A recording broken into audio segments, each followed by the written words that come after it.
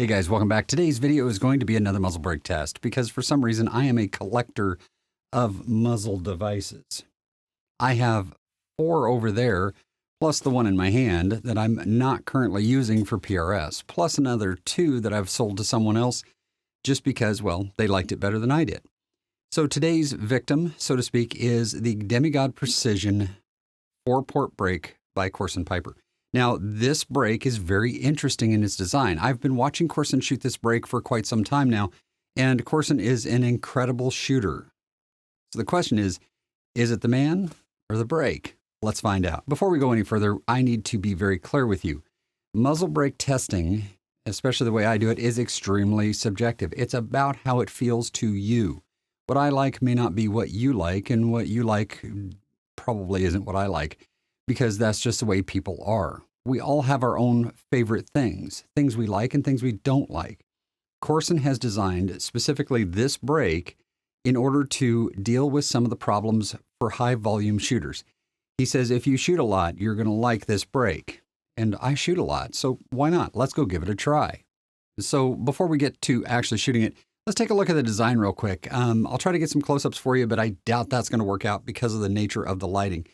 This brake is what I call a non-nozzle design or a subsonic design. It is not designed to take advantage of supersonic flow characteristics during firing. I can tell that by simply looking at the areas inside the ports. This is an eyeball thing because when you have one that is designed for that kind of use, you see it immediately. So this particular design has some top ports that are elongated a little bit up here to give a little bit of downforce, and it has very much what appears to be spherical ports in it. So this is going to eject the gas out the sides without accelerating it. It's pretty obvious it's not going to accelerate the flow the same way that you would get with a hypertap or the Botnia brake. Both of those are designed for supersonic flow, and they do accelerate the flow, which means that you're going to get a little different sound signature, a little different concussive signature, and a little different performance from the brake. So let's go ahead and go out to the range and take a look at how this one shoots for me. When I say muzzle brake testing is very subjective, I'm not kidding. You see, just simple bag placement. How you arrange your bag on top of a prop changes where the rifle ends up pointing after the shot. In other words, your final position following the shot depends probably more on your bag placement than on the muzzle brake itself. The muzzle brake does other things that we'll talk about in just a moment, but realize that whenever you put down the bag, how you put that bag down and how the sand is arranged underneath the chassis is going to determine your final position after the shot. So don't be comparing muzzle brakes based on final position unless you have taken great pains to ensure that you're using the exact same sand setup from shot to shot, from brake to brake, which I did do for this video because I did want to do a apples to apples comparison to the amount possible, but it's never going to be perfect. It's always going to be somewhat subjective. So what you feel in your shoulder, what you feel on your face on firing, and how well you can see downrange when the bullet impacts are the key elements that I'm looking for in a muzzle brake. So what are we looking for? We're looking for a muzzle brake that doesn't cause wild oscillations in the muzzle position and at the same time settles down as quickly as possible following the shot without blowing our eardrums out, even with double protection. So I'm sure you're tired of listening to me talk about this and just want to see a comparison between the Botnia and the DemiGod Precision brake. So here you go. Side by side, same setup, same rifle, same ammunition, 200 yards. Now, remember, this is 200 yards from me to the target. In other words, there is no time for that rifle to settle back down before the bullet impacts. So if we see the impact on the plate itself with one and not the other, we know that there's a difference in settling time between the two brakes. So after looking at quite a few of these shots, whether slow motion or full speed, I can tell you with absolute certainty that you cannot see the bullet impact the plate in any of these videos. Now, if we were to stop right here, you would probably make some kind of a decision which one's better. But honestly, this is not a fair way to compare muzzle brakes. You see that camera is locked to the reticle and your eye should not be. You should be tracking the target with your eye, not the reticle, which means that as that scope moves and you get a blur in the camera, your eye is tracking the target and you're getting a lot less blur out of it. As a matter of fact, as long as it's not moving violently, you can track the target very easily with your eye and see where the bullet impacts. This is the difference between cameras and eyeballs when we're doing this. You have to do this test for yourself and see what you can tolerate from a muzzle brake, because sometimes there's other advantages to certain designs that you may not, well, see unless you shoot the rifle yourself. So a couple things I want to point out about the motion of the rifle.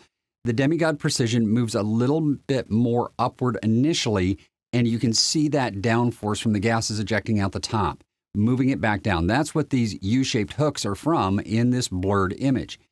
Now, this is not a bad thing because the target remains in the field of view the entire time. At least at 25x it does. If you were to go all the way up to 42, might be a different story. But realistically, nobody's doing that in PRS currently that I can find, so I wouldn't worry about that too much. By comparison, the Botnia has a little less of this hook effect to it and moves a little bit less in the initial movement.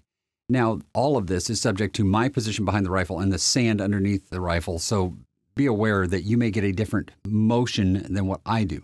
The other thing to take into account is I have been shooting the Botnia brake for almost a year now, and I have developed a technique around that brake that may not be optimal for the DemiGod Precision brake because it is a different brake and has a different signature and profile to it that would take a little bit of learning to get good at tracking the rifle where you want it for every shot. So now that we can see that both brakes are fully capable of staying on target throughout the firing cycle at 200 yards and that you're going to be able to see your impacts regardless of which one you're using, let's talk about the things that you cannot measure looking at the video. The first thing is the blast around the rifle, not the blast to the shooter, but the blast to everybody off to the sides.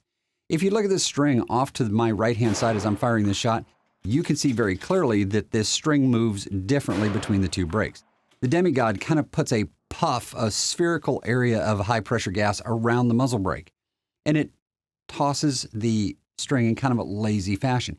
However, the acceleration to supersonic velocity from the Botnia makes that string whip a little more violently. Now, this thing is about 3 feet from the muzzle, so it's still extremely close, and you can see very clearly the pattern of the gases when we do that. On the other hand, anybody that comes up that close behind you while you're shooting PRS, especially inside of that 30-degree angle just off the tip of your shoulder, well, they kind of deserve what they get. It's pretty predictable where the blast from a muzzle brake is going to go. So all in all, good, bad, indifferent, DemiGod Precision, I'm going to rate this as a very good brake that is well designed and is the result of a lot of testing on the part of Corson Piper. Will I use it in PRS?